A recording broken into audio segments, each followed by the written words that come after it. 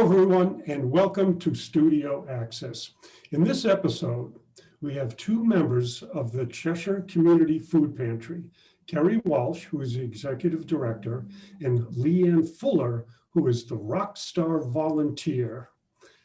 Hello, Kerry, and hello, Lainne. How are you? Hello, thank you for having us. Sure, thanks for coming on the show. Why don't we start at the very beginning? Can you give us a history of the food pantry? How long it's been in Cheshire? Sure, it's been in Cheshire since the 1960s, I believe. It started at St. Bridget's Church. Within the church, they started collecting for needy neighbors, and it slowly expanded to a shed and then a garage, and then a larger garage at Railroad Avenue. And about 6 years ago, the community built this location at 175 Sandbank Road, which is our official freestanding community food pantry. So we are celebrating 6 years at this new location. Very grateful to the community and to the St. Bridget of Sweden Parish for all its support over the years. Okay. Who has access to the pantry? Any family or individual who lives in Cheshire who needs assistance. So all of the clients or our guests need to get referred through the Department of Social Services at Town Hall. And they send a referral slip to us, and we schedule the clients as soon as we receive that. So the requirement is eligible to receive assistance and reside in Cheshire. Okay. And you have a lot of food. I've been there. You have a lot of food. We do. Which is good. Where do you get your food from? We are very blessed that we have, we purchased 30% of our food from the Connecticut Food Bank and some local stores, depending on what we need, and also some local vendors. But 70% of it is donated from our generous community, it's an incredible number. 70% of everything that we give out is from the community. In grocery stores, local community organizations, places who run community gardens for our clients during the spring and summer, food drives, everything that the community does for us all year is compiled together in that 70% number. So we're very blessed to be at that level. There's not a lot of other pantries around in Connecticut that have 70% community support. Oh, wow. Okay. How many families or clients do you serve presently? Now, this is mid-March 2021, so we're still in the COVID pandemic, although there is a little bit of light at the end of the tunnel at this point. But I'm sure that with everything that's happened in the last year, can you tell us what your numbers of clients were like prior to COVID and then what they're like now? Sure. Well, we've seen an increase about 30% of new families since the COVID pandemic, with 75% less volunteers. So it's been quite challenging, but we currently serve 333 individual people. It's 165 families that make up those 333 people. So we divide them up between 2 weeks. They come every other week for groceries for the following 2 weeks. And we're lucky enough to provide pretty much everything that they're looking for. And I'll let Lainne speak a little bit about, because she's our rock star client shopper, let her speak about some of the things that she has brought to our pantry and some of the things that she's experienced here. Sure, Kerry. So like what I try to do with the pantry clients is get to know them. And when I get to know them, if they have children, I try to put, more children friendly things in their cart. I try to understand whether or not they shop, they cook, or they need to have more prepared meals. I also try to, I see recipes in my head all the time. So if I'm going through the aisle, I try to then put together the whole meal for a family. So maybe it's Taco Tuesday, and if I'm going to give you ground turkey, I'm giving you a taco kit, you know, and all the other fixings that can go with that meal. And then when I come out to the trunk of the car to deliver their groceries, I often ask people if I have some other things that are new to the pantry that they might not have tried before. I try to maybe sell them some new things. Especially when we have summertime, we've got tons and tons of produce, particularly tomatoes or zucchini. I try to encourage them to take those, and I might drop a recipe in their bag so that they can make like a stuffed zucchini or a zucchini bread. So that's what I try to do, is to try to just encourage people to try some new foods. She does a great job at it. I'm like the salesperson at your trunk. I say, I got this new, do you want to try this? Or I put this in your bag, I think you'll like it. Just to try to get, you know, I try to make them feel as if they have some choice when the COVID pandemic has actually changed our process so they're not able to shop for themselves. And so I just try to introduce a little bit of, you know, choice to them. And I think they like that.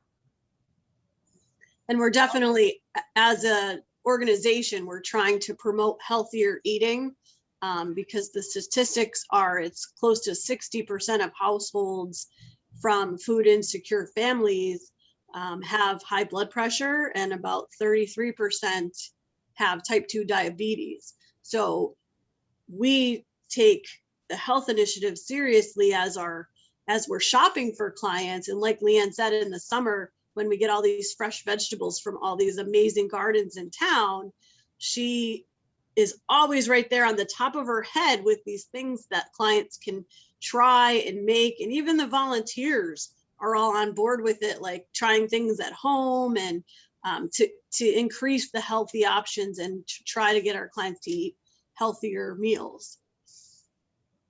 Okay. Okay, well, that brings up the next question, which is, how is the pantry staffed? We know of at least one rock star volunteer, but how is the pantry staffed? We are generally, I mean, I'm not exactly sure, but 99% volunteer staffed, volunteer run.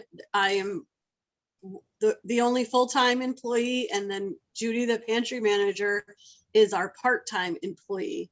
But that's it. Everyone else is a volunteer. And we used to have over 100 volunteers in a week doing certain shifts, doing certain tasks, picking up from local grocery stores, the food bank, delivering to the clients, et cetera. There were many, many roles. And, you know, for about a year now, we've been restricted, and we have about 20 to 25 people that are consistently helping here every week. And Leanne is definitely one of them who joined us after the pandemic hit, but has brought she's an amazing resource for our pantry. And the clients are so appreciative, and they're so excited when Leanne is the one that pulls their food orders for the week. And when she asks them, oh, I know you really like fish, we just got some fish in here, let me grab you a lemon and some seasonings to go to cook that up, and I'll tell you how to do it. And so we want our clients to feel like our friends, and that's truly what Leanne and the girls that work with Leanne do. They are all among friends, sharing recipes and learning about each other, and also just giving the client someone else to, you know, speak with during the week. Sometimes they have no social outings, so when they come here, they might want to chat for a couple of minutes, and we, you know, we'll do it safely. Before the pandemic began, the clients would come and wait in our waiting room, so they would get to know each other a couple at a time, and they would have time, adult time, we call it, to shop through the pantry and socialize a little bit. So that's one of the other things that has been lacking. So we try to, you know, if it's a nice day, we'll chat with them in their vehicles and make sure everything is okay, make sure they know we're thinking of them. Right. Now, Kerry, what about you the new client that we had that had just recently moved to Cheshire.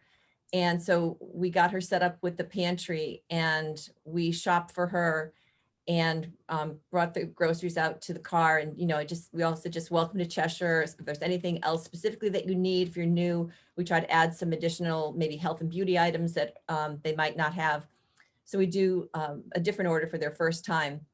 And then I think a few days after that, Kerry got an email from this client that said how pleased she was with the order. And she said it felt like somebody was looking over her shoulder as she was going through the grocery aisles because it included the foods that she liked as well as her kids, even some of the same brands of food that she would have chosen herself. And she said, I really feel like I have new friends now in the community. So I think that is one of the, you know, truly best things you could get in terms of feedback, in terms of the service that we're providing and how we're providing it, that this person's new to Cheshire and she just felt so comfortable with the pantry and the service we were delivering. Okay, so the experience for the clients has been different from the past year, because I know, Kerry, you and I talked about this before. People would be able to come in and just shop as if it were a supermarket. And it does look like a supermarket, Yes. but it's different now because I saw a lineup of shopping carts full of food. So Yes. can you go into a little detail about, I know Leanne touched on it a little, but how exactly do you do the shopping for the clients now? Great question. We do have standard items that pretty much every household requires. So we pack up what we call boxes ahead of time for a 1-person household, 2-person, 3, all the way up to 7. We have a few families that are 7-people households. So we'll package everything together, all non-perishable, you know, non-refrigerated, non-frozen items, which includes health and beauty aids, toilet paper, paper towels, etc. And then as the families call for their appointments, we will assign a box to that family. So if it's a family of 2, they'll pull a box of 2 that's already packaged together in bags nice and neatly. And then we'll see if there's anything additional that the clients are looking for. We don't often we don't give coffee out to every single family because not every single family utilizes coffee, but paper towels, toilet paper, dish soap, hand soap, that's used by everyone. So that's the standard type of package. So if they need coffee or if they're looking for, like, say baking items, we usually provide those in everyone's orders around the fall, like the holiday time when people are doing more baking. But if someone needs sugar or flour right now, all they have to do is let us know when they call to make their appointment. So we'll take small lists from each family and then we'll customize with those items. And sometimes, you know, they might be looking for any fresh foods that we have, any produce, any fruits and vegetables. So that's great. We love to load them up with that. And then it all gets picked, bagged up, labeled, and we store it in the refrigerator and the freezer until the client's appointment. And like Leanne said, she's a salesperson at the trunk. The client's back in and we pop their trunk and we load all these items into the trunk. So she's an amazing salesperson at that point. We call it the point of sale, when she's like, oh, hey, we just got these beautiful eggplants in, or whatever it is. Would you like to try one? And so our relationships with our clients have improved, as well as just our efficiency and making sure they're satisfied. Like we used to pride ourselves on the fact that we were client choice, and then we didn't have a choice, but we needed to pull that away during the pandemic. So we still allow them to give us choices and to make choices, so that they don't feel like they're just handed a standard stamped package of just XYZ, whether they would like it or not. So that's very important to us. Okay.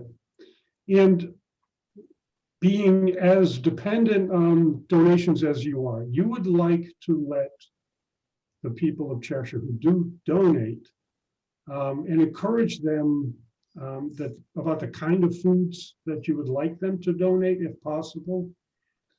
Is there any advice about donating that healthier foods, fresh foods? Maybe they don't know, that or didn't know that you Right. take fresh foods. Right, definitely. We will take any type of food.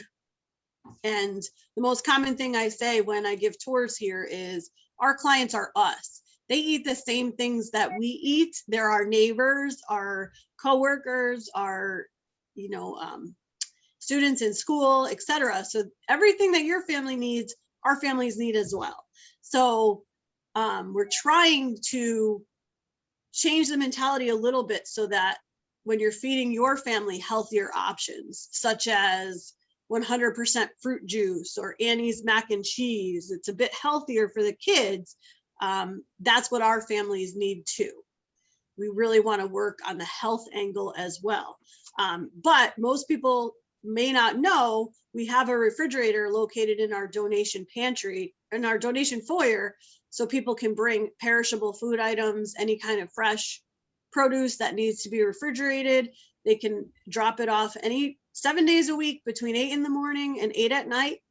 We have shelving in there for non-perishable items, and many people are familiar with that, but not everyone knows that we have the refrigerator in there.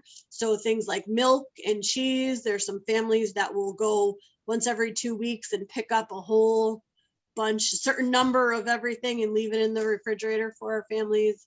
And that's just great. Eggs at Costco, the flats that they sell at Costco. There's a bunch of people who do Costco runs, and on the way back, they stop and drop off our stuff and then go home. So definitely think healthier, think the same exact things that you feed your children is what our clients want to feed their children.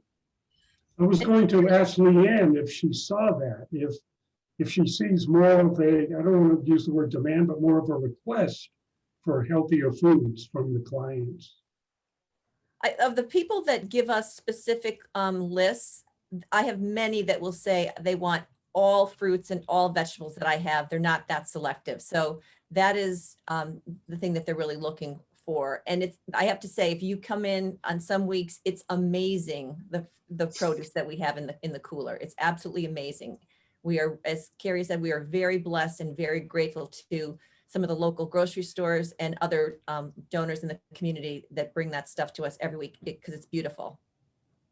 And on Leanne's point also, some of our families will put on their lists no canned goods. So we know they're trying to eat healthier because typically canned goods are full of salt and processed. So there are a lot of people, or no canned pasta, like some of them are so done with Chef Boyardee. It's because we had it for a while and we were giving it out, sharing everything that we had. But the clients have been really receptive to this new method because they still are able to get the things that they need and not anything extra. They feel bad if there's something that's put in their orders that they're not going to use. So we would like to know that so that nothing's going to waste. Right. And Kerry also posts on Facebook every week the items that we are in particular need of, because sometimes we'll run short of some of the regular items that we put in client orders. So if you really want to know what we needed for a specific week, it's usually out there on Facebook for people to look at. And it's also posted in the foyer. The donation foyer also has the items that we need. Okay. Speaking of donating, I noticed you have a donation box at the Stop and Shop in Cheshire. Any other supermarkets where you have a donation box where people can donate in town? Yes. Stop and Shop in Cheshire and Big Y in Cheshire. Okay. So we pick those up. We pick up Stop and Shop twice a week from the donation box, and Big Y drops off here to us when the box is full. Oh. Okay. And also several of the local churches do collections on the weekends now that they're going back to 100% capacity or slowly getting to 100%. There will be more coming in that way because people are physically going to church, dropping the donations in the bins. Okay. Now, food is not the only thing that you provide, correct? You have other projects. There's a back to school project. Winter coats for moms. I'm kind of curious to hear about that. Go ahead, Leanne. So the back to school project, I think it's really done well. What we do is we give the parent a form to fill out with the child's needs, sizes, color preferences, choice of things, what they're looking for, so that the person that sponsors that child and that backpack is buying things that the child wants and needs, and it's in the right size. So if I know I've been a person that's, picked a child, I love that they give me what they want. It's easy for me. I can go into the store and find what they want very quickly and know that they're going to like it. We also include a gift receipt. So in some cases, if it doesn't work out, they're able to get it, exchange it without a problem. So that's, I think, something that's really great that the parents don't have to worry about, that they're getting, a lot of great clothes for back to school. It also has back to school items, notebooks, pens, paper, all of that goes into the backpack as well. So I think that's a really great service that we offer that many families take advantage of. And it's amazing how generous the sponsors have been to that program. We never have a child that that doesn't get picked up. Yes, we also include sneakers with our back to school program, which that's huge, because the parents really don't have to stress, especially in a community like Cheshire where everyone's watching what everyone else is wearing. We get all of those great Nike Airs and all whatever the popular shoes are also get donated for the children of the pantry so that they don't feel excluded from any of that. So that's important. And then we have traditionally done our winter coat drive, which is for the children. But last year, there was such an amazing response from the community that we were able to sponsor each child twice. So they all got a regular winter coat and a puffy vest or a fleece as well to go along with it. Then we had people coming out of the woodwork looking to sponsor a child. And we ran out of kids twice around. So the next batch we did was single moms, because we thought, okay, these moms are always, when they do have the little bit of money that they do, they're always looking out for their children and not themselves. So Leanne actually has a story about it, but there was, I explained it to the donors case by case as they called or emailed that we were starting on the moms because we had such an amazing turnout. And the donors were just as eager to help the moms and dads. We have some single dads as well, so we definitely included them as well. And Leanne has a specific story, yes, which is heartbreaking. So one of the moms, it was probably just definitely in the early part of the winter, and she was wearing the coat that day that she came in to get her order. And she said to me, she goes, Leanne, she goes, please thank whoever got my coat, that it's absolutely perfect. And it fit her just absolutely to a T. And she said, I love it. It's perfect for me. She said, last year I got through the winter with just some heavy sweaters, which, I mean, those kind of stories just, they break your heart. So it really does touch, people very directly when people, do things like that. And I've had many other people always very, very grateful, for those things that we do. So that one really touched me. Yes. And we also started with the coat drive last year, providing thank you notes with the jackets to the kids.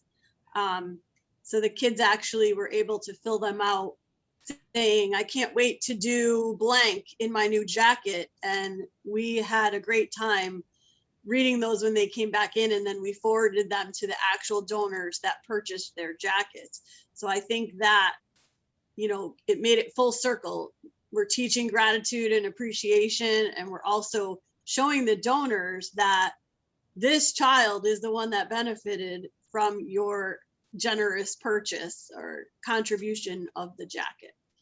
So it was definitely a great program last year, and I expect it to be even better this year.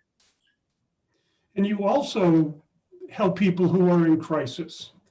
Somebody displaced by a fire, you provide food for them, as well as bedding? We did. I think it was around the Christmas time, and Kerry came out and said that one of our clients had a house fire, and they had lost everything in the home as well as some of the Christmas gifts. And they were going to be staying in a local hotel. And so she said, Leanne, can you just go through and put an order together of food that they can actually eat while they're staying in the hotel temporarily? You know, they had like a microwave and, you know, they could have some food that way. So I just went through the pantry and tried to find some things that they could eat while they were staying in that temporary hotel. So the person, you know, when we brought it out, they were just devastated. It was just an awful, awful event. And they're just really grateful because, you know, they had someplace to turn to, you know, in that crisis. And what is, for goodness sake, for furniture? That's Kerry. All of our volunteers were concerned about families that are displaced. There was a couple of families in the last couple of years that have been displaced for various reasons, like unlivable conditions at their rental unit or fire, etc. So I used to run and volunteer at an organization called For Goodness Sake in Plainville, which is a furniture bank that did just that. So we kind of created our own mini For Goodness Sake with the volunteers and their friends pretty much in the local community of moms to piece together furniture for this family when they got their new residence. And we share, you know, we can refer the clients to For Goodness Sake for an official shopping experience there.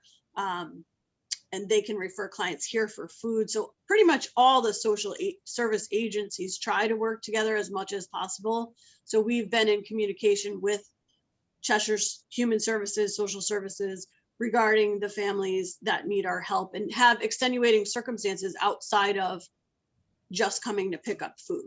So we try to learn as much as we can about each family, and really we'll do everything we can to help. The bedding situation was one of our clients he had a cat and he never had any issues, and then he had to give the cat away, and then his house became infested with mice.